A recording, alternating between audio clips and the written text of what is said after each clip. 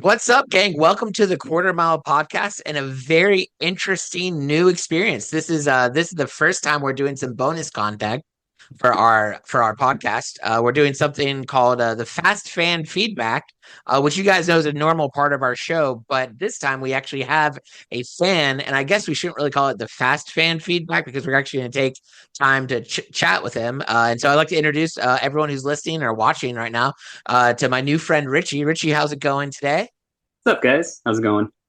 Thank you for agreeing to do this interview. Richie reached out to me. He said he really liked the podcast. He really liked loves Fast and Furious, and wanted to kind of do some more in depth talk. He actually volunteered to drive to Tennessee from Massachusetts, and I was like, man, that's a long. We don't need to do that. We live in 2024. We can do a virtual interview. So, but I'm glad for this. And listen, if this is a content that you guys like, or if you're another fan of the podcast or fan of the Fast and Furious franchise and you want to maybe set up an interview like this, we'd love to hear from you. So just to know if this goes well, we might do more. So Richie, why don't you start off by telling us a little bit about yourself, and then also the question we always ask all of our guests on our podcast is, what's your relationship with Fast and Furious? So feel free to take that question in whatever direction you'd like to go in. Yeah, so I'm a huge geek in general. My true love actually belongs to Batman, and that's actually it's kind of connected. Have you ever heard of the DC animated universe, the DCU? Absolutely. I honestly, for a while there, their animated universe was carrying the whole DC everything. It was back when I was a kid. DC was winning, and Marvel they were going bankrupt. Now the sides have switched here. So I grew up with Batman the animated series, and that led into Superman the animated series, Batman Beyond, Zeta Project, Static Shock, Justice League, and then that was Yeah. all one big universe from 1992 to 2006. And by the end of 2006, with Justice League Unlimited, they connected everything from 1992 to 2006. And I thought that was the coolest thing in the world. And then Fast and Furious came out when I think I was 9. It was 2001. And then 2003 was Too Fast. And then I remember watching Too Fast, and I thought, man, it would be really cool if Roman Pierce can meet the character of Dominic Toretto. And then, 9 and 11-year-old me in my head, I like envisioned this story of how it would happen. And it did actually play out, but it didn't play out exactly how I wanted to. But I just loved the connectivity between the franchises of the DCAU. And then I just really wanted them to do that with the Fast franchise. And sure enough, they did. So it's more about just the connectivity and the characters that weave in and out of the movies that I just love so much. Absolutely. That's one of my favorite parts too.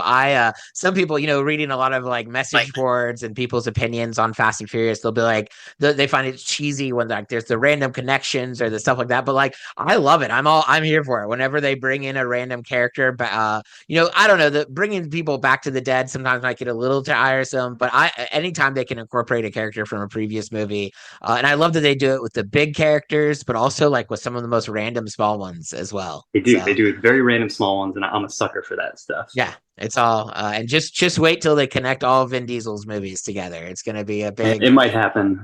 The way it's I'm playing out, hoping. maybe. Yeah. So it's cool, man. So tell us about so how did you find our podcast, and what do you like about the Quarter Mile podcast? I want to say probably found it on Reddit. There's not a whole lot of places you can talk to fans about Fast and Furious. Mhm. My friends, they know I love the franchise. They know I love movies in general. But whenever you talk about Fast and Furious with people, they kind of roll their eyes. They kind of have these preconceived notions. I'm like, no, you got to You, give it a chance. they do, But they sure do. it's hard to find a fan base and somewhere to talk about it online. And Reddit's kind of the only place. So I think you had posted on Reddit, and that's how I found your podcast. Well, that's awesome. I'm glad. Then I'm going to keep posting on Reddit though. I do actually. I've really Good. enjoyed. I've haven't done much Reddit before this podcast, and I really enjoy. You can find the exact fan base for what you're trying to post about. So I'll post the polls, I'll post the questions, and people respond, and it's a lot of fun. Like you find your specific fans, and I do want to say a thing about because I feel you. A lot of people when you bring up Fast and Furious, they almost get like snooty about it, like, oh, I could never watch so dumb. But what I've noticed since doing this podcast is so many of my friends who've never once mentioned Fast and Furious are shooting me messages about how they're Hmm, actually such a like there are more Fast and Furious fans out there. They're just embarrassed about it, I guess. I don't know. But maybe. like It's funny because like now like many people will shoot me messages like, oh yeah, this is a and it's like we could have had this conversation so many times. Um so one of the things I'm going to reference when we were messaging a little bit, one of the things you mentioned in your message was, and I'm kind of quoting, you said you're one of the biggest Fast and Furious fans out there. And so what I was curious about was what makes you one of the big like what how do you have that title? What makes you one of the biggest Fast and Furious fans out there? So like I said, for the last 10 years, I've probably been searching Fast and Furious news constantly on Google or Yahoo. I'll just type in Fast and Furious, I'll hit news, and I'll put the recent to see if there's any updates at all. But aside from that, I don't know if you guys can see this. Oh my I have my goodness. wall of Fast and Furious stuff. I have totes right there I of Fast love and that. Furious cars. I got to set them up. There's a few right here. I That's have so lots of awesome. movies, steel books. I have trading cards. But yeah, like I Yeah, said, that'll do it. I have the So cool. Funko Pops. I wish they would make more Funko Pops of the characters, but they've only made a few. I think Dominic Toretto has two, of course. Of course, yeah. I think they should I think you'd want them just to make characters with just him. Just him dressed as the other characters. Like I think that's so. really fun. So if you I know there's probably not much reason if you're living in up north to come to Tennessee, much less West Tennessee, which is kind of like the middle of nowhere part of Tennessee. But if you ever find yourself in West Tennessee, in Jackson, Tennessee, there is there's a place called Rusty's TV and movie car museum. And that's where we Mhm. filmed our third episode. That's actually where we're going to be Yep. filming our 10th episode. But they have they have the cars from the actual movies from the first Fast and Furious, the Eclipse, which I saw was on your table there, and then they also Yep. have Brian's four from Fast Four, the blue car he was driving. They have the actual cars from the movie there, and Nice. it's it's such a random like why Jackson, Tennessee, but I don't. But if you're ever in the area, I feel like it's worth checking out. And they have a bunch of I other. might just. I do a lot of road trips. I do a lot Yeah, of cross country road trips, so it wouldn't be surprising if I find myself in Tennessee soon. yeah, it was a lot of fun. So okay, so and I was gonna ask this question later, but you referenced it already. You said that you keep up regularly with Fast and Furious news and stuff. So like, what's like the latest tidbit or the newest piece of gossip or the things that's really just blowing your mind right now with Fast and Furious? Right now, I think there's a stall, and I think there's just a feud between Universal and Vin Diesel as to what's going to happen with the next movie. You know, Right. uh, I truly don't know because after Fast 10 was announced, I know when Vin Diesel was on the red carpet, he announced that he wants to make it a three-parter. But I don't think there were Mhm. any discussions about that. I think that was him just on the fly trying to hype up the fans, saying, "Hey, maybe Yeah. this could be a trilogy." But then it kind of underperformed. I know The Rock. He announced on his Instagram that he wanted to. Well, he confirmed that he was going to do a Hobbs versus Reyes, and that was supposed to be a movie that bridges the gap between 10 and then Fast X Part 2. But since then, there's been nothing at all. Just the latest rumor is that Universal wants to make this the last movie, but Vin Diesel's kind of pushing it to make it a three-parter.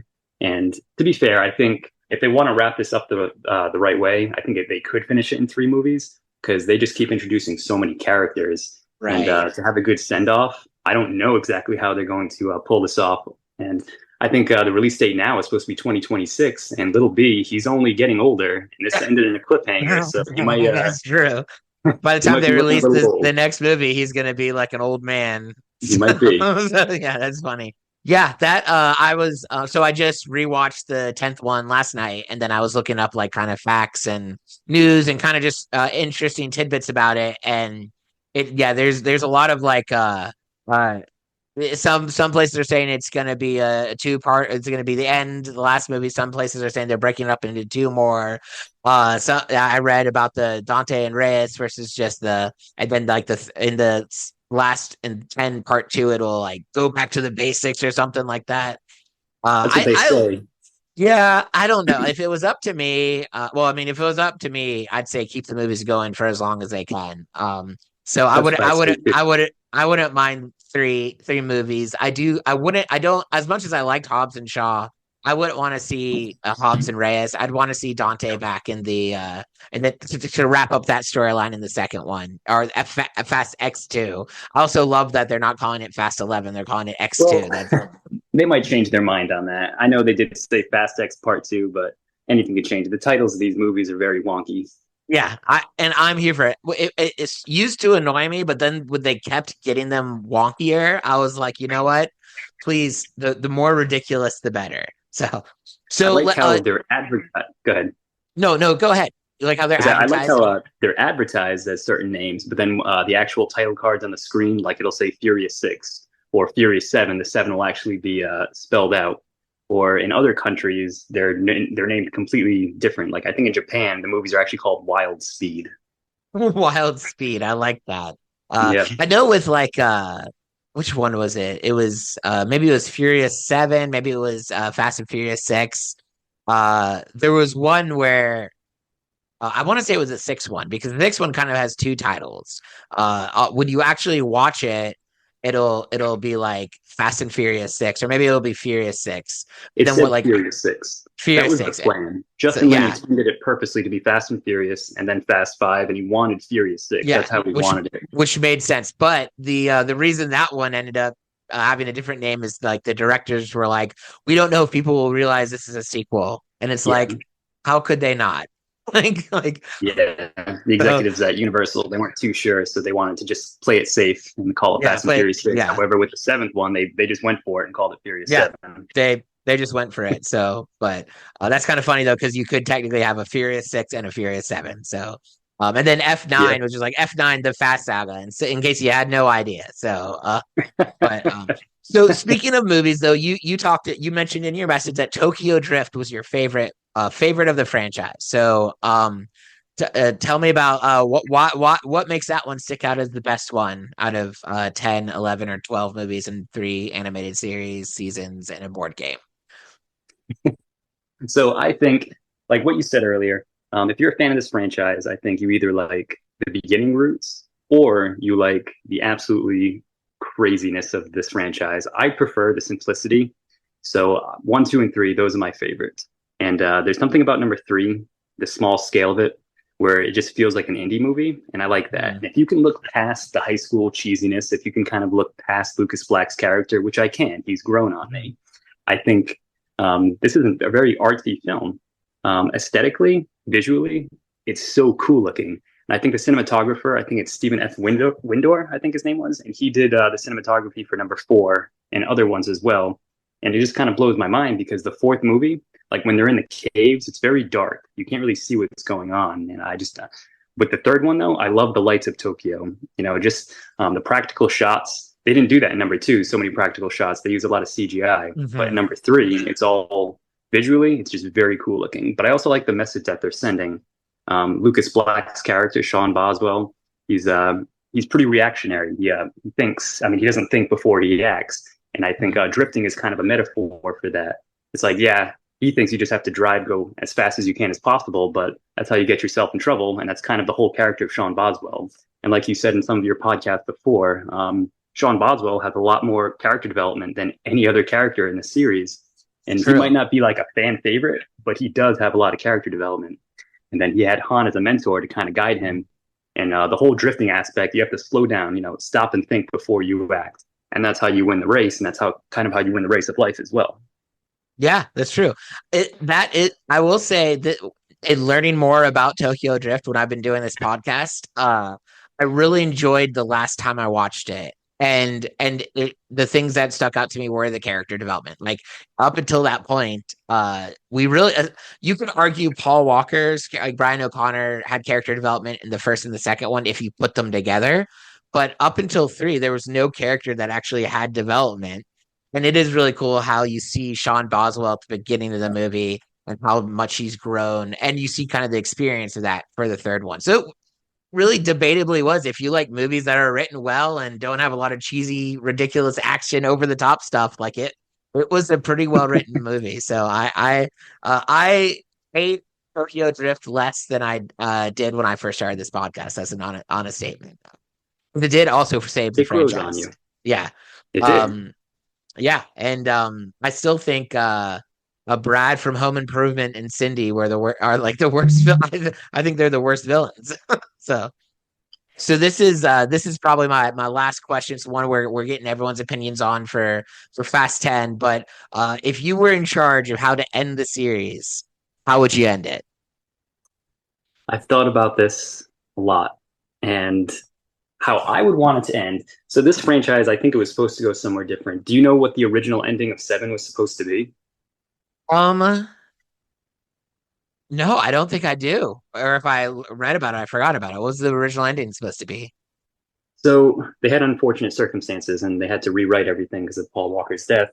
But that movie was supposed to have more of Sean Boswell, and it was supposed to have Hector as well.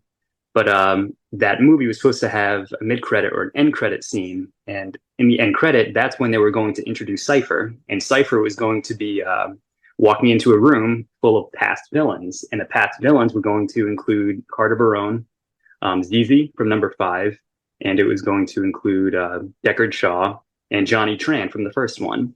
So they were creating their sort of Legion of Doom. So Yeah, it I was love supposed to that. be Dominic Toretto's family versus the Deckard Shaw family and all the antagonists of all the past films. So I'm pretty sure that's still what they're trying to do, but they're stumbling a little bit, and there's been a lot of rewrites. But that is what I want. But what I personally really want, I think you mentioned this in your first podcast. I think you said it was a character no one cares about, but I care about, and it's the character of Leon. He is the only Yeah. character has not been mentioned at all, and it's been driving me crazy for the past 24 years, Ah, however long it's where is been. he? What Where happened has to he been? him? So I would just like if Leon was the overarching villain of all of it, and if he Yeah, was the one that was working with Cypher. You know, Cypher has a lot of information on Dominic Toretto and his family, and I would just like it Leon was the inside scoop, and he was the one that was giving Cypher these tidbits about Dominic Toretto and his family. I think that would be great and totally justified. I mean, like they completely forget about him. Even in nine, when it does the flashback sequence and they show young versions of all the characters, and you have like the Love street that. racing gang, Leon's not in the group yet. I mean, maybe they hadn't met him yet by that time, but I just feel like since they put all the other ones there, they could have put a young I Leon there. But know. yeah, so They yeah, have to I know about it. With yeah. that flashback scene too, you know, they were very specific. You know, they gave Jesse his beanie, they gave the arm tattoo for Vince. They gave Mia like the same like floral dress that she wore in Fast Four. Yeah. So they're the writers know they're there. They got to bring back Leon. It's interesting because like a common critique of Fast and Furious is like, man, there's just like there's no creativity in the writing, or it's like not a good plot, or not well written, is what people will say. And it's like the writers, I think, have their style, and they are actually really good at writing and tying things together. They But the are kind of movie they're making, they kind of know what they're doing, and so they intentionally make dumb and over the top decisions with stuff. But people are like, oh, that's just bad writing. It's like, no, it's very specific writing. They know what they're doing. So exactly. but well, that's cool. Dude, I would love that. I've always wanted to see Carter Verone come back. Like Yes, me uh, too. he was just a psycho. Like he was just like, uh, but at the time, like a very casual psycho. Like you didn't. Now they have way more over the top villains that they've had to deal with, but he was just like He's very icky. menacing. He played a great villain. Yeah. And So they I left it open ended too. Yeah, he could come back. And I, for one, want to see Cypher as a villain. I don't want, I mean, I love the idea that they bring that everyone comes back to the family, everyone's redeemed, they're saved through friendship and all that stuff. It's like a great message, but I just think for storytelling, some of these villains need to save villains. And Yes. for me, the top of that list is Cypher. When I finished watching 10 last night, and there's that scene where they bring Giselle back and Letty's so excited about it. And Cypher has this like warm smile, like she's so happy for them. And I'm like, Cypher doesn't have warm smiles. She's not a warm person. She shouldn't care about this. But What are your thoughts on that? Giselle returning. I honestly I think it's unnecessary. I don't know what they're planning to do with Giselle. Unless she is like some kind of robot, like maybe Cypher made a robot and it's I hope she's they a don't go that villain. route. I hope not either, but like her actually being back and where I can't what it is I was thinking about this morning. I can't think of a good reason why Cypher would be working with Giselle. And I'm not too sure. I mean, I'm sure they would come up with a semi-explainable way, but I don't know how she survived her death. Like it Well, seemed that that'd be a tough one to come back from. if Owen Shaw survived, uh, I think I think if he could survive, I think Giselle can survive. They Yeah, pretty that's a much good almost point. had the same fall. Also, how did the submarine survive? They were back in the submarine, which blew up in eight. So that's the real Yeah, question. maybe it's a different submarine. I don't know. Yeah. Yeah, I don't know, but that I am excited. I always love to see how they wrap those kind of things up. So like no matter whether I like it or not, it'll be fun to see like So where they go with the plot. I think Giselle might be working with them. I don't know. When they were in that jail cell, it seemed like Cypher, she knew the layout because Letty Hmm. was trying to go up top, and I think Cypher already knew what was up there. She knew there was nowhere to go. I think when they were on like an operation table, I think Cypher just kind of like used her hand to get out of the table, and Hmm. then so she knows that kind of layout. So I think there's some secrets going on where she might Yeah. be with Giselle, maybe Mr. Nobody. I don't know. I don't know Yeah. exactly where they're going to go Do with you, it. do you think Mr. Nobody will end up being like the villain of the whole franchise or I think something like so. that? I do remember interviews with Paul Walker, and this was back in like 2013 when before they were filming Furious 7, and he was talking about Mr. Nobody and his character, and they were talking about how Vin Diesel he wasn't sure how he was going to approach the character, and Paul Walker's character Brian said he wasn't sure if he could entirely trust him. So I Hmm. think the original plan for Mr. Nobody was, well, who is this guy, and can we trust him? Is he on our side or is he on the other side? And it seems weird that the two in 9 and 10, the two past movies, they've gone out of their way to reference Mr. Nobody with him not actually really being in the movie. Like Yeah, they want you to hold on to like he's somewhere, but we're not going to talk about him yet. We're going to really, I mean, especially in 10, like I mean, he met his daughter, but like they even reference wherever he's at, and nobody, but he was no point in the plot. In the 9, at least it started with him trying to go find him, which was kind yeah, of frustrating. They never ended up like at some point the plot just they forgot that they were looking for Mr. Nobody. So, but like like it would have been fun if they met Bree when Vin Diesel met Bree in the bar. And she mentioned Mr. Nobody. It's like, oh crap, I forgot we're supposed to be finding him. Like and then, yeah. but well, this has been great. Do you have any closing thoughts or things or shout outs or anything you want to say before we conclude here? I do have a fun little tidbit. Back in 2013, when they were filming Furious 7, Natalie Kelly, that's the actress who played Neela, Hmm. she used to have her own website. She doesn't have it anymore. And then you could comment on her website. And one of the questions I asked was, hey, they're doing Furious 7 and they're going to tie it back to Tokyo Drift. Are you going to be in this movie? That was back in 2013. And Yeah. her response to me, she responded back, and her response was, I will never be in another Fast and Furious movie ever again. Oh no. Like I said, that was 11 I years ago. yeah, I love that tidbit. I love that she shared that with you. Yeah, I would love to know why not. Maybe she just didn't have a good experience. Maybe she just thought the movies were trash. I don't know, but what a possibly. bummer. Because I know. I was thinking that when they brought back Bow Wow and Lucas Black, and they brought in like a new Earl. friend. Yeah, and I Earl. was He was like, in three. I was like, where's Neela? So, Yeah. was Earl in three? I felt like he Earl was was in just. three. Yeah. I didn't know that. So I people say Better Luck Tomorrow is connected to the Fast and Furious franchise, Mhm, and I know Justin Lin has gone on mhm. record saying this is the same Yeah. Han. But the character of Earl, he's also in Better Luck Tomorrow, but he's playing a different character, and the character he's playing is Virgil. So in my head, I just say Better Luck Tomorrow is not canon just because of that. But yes, Earl is he is in Tokyo Drift and he's in F9. It's fun. I've enjoyed this conversation because you've taught me several things that I didn't know. And I think that's why, like, if people are interested, people listening to this, if you're also a Fast and Furious fan and you want to just get together and chat about it for some bonus content that we put on our channel, please do reach out to me, man, because Yep. even just in this conversation with Richie, I learned a few different things that I had no idea about. So it's just kind of a fun community. And Richie, I appreciate you being on the show with us. And I'm gonna hit the stop recording button now. So if you're listening to this, have a wonderful rest of the day, Take and care, we'll guys. see you soon when we record our 10th episode. So